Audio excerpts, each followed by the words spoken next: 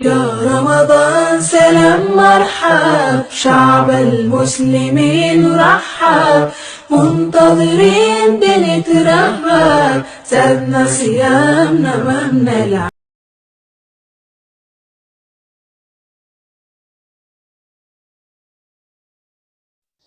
بسم الله. السلام عليكم ورحمة الله وبركاته. سو dhawaada asxaabtayda qaaliga meel walba diga daawaneysaan waxaan idin leeyahay nabadii caafimaad ku daawada Ramadaan mubaarak. meel walba diga daawaneysaan asxaabtayda qaaliga adduunyada daafiyada meel walba ka joogtaan waxaan idin leeyahay Ramadaan mubaarak.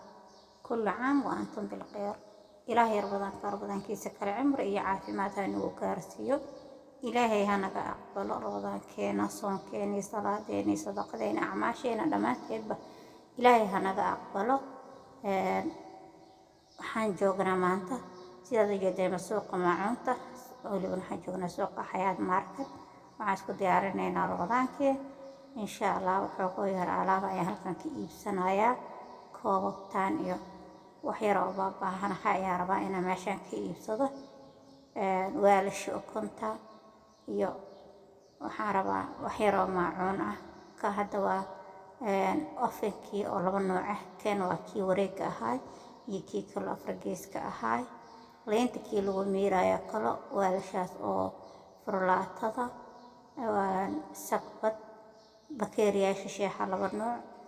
ka waa kii yaraaya waxyaabaha cusbada iyo sanjabiisha iyo waxyaabahaas ku shuban kartaa, waa laba xabo yar. koobta sheexa waa laba nooc, noocan waaweynka oo sidaas ah iyo nooci kale yariiska ahaa oo turkida ahaa.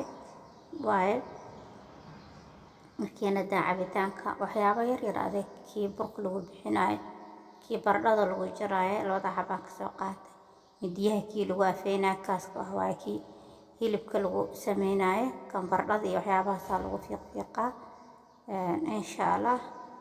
kii leenta oo lagu miiraayo liin balbeelmada, sakbadii Ramadaan cream waaye, waa tareel yar oo waxyaabaha qurxinta iyo miiska fadhiga loogu talagalay insha Allah. isla socod wanaagsan ayaan idin leeyahay asxaabtayda qaaliga. kana waxa waaye kii oo leenta lagu miiraayo, liin macaanta, liin balbeelmada ayo shay liin haysatid ayaa si dhib yar oo fudud ugu miira kartaa.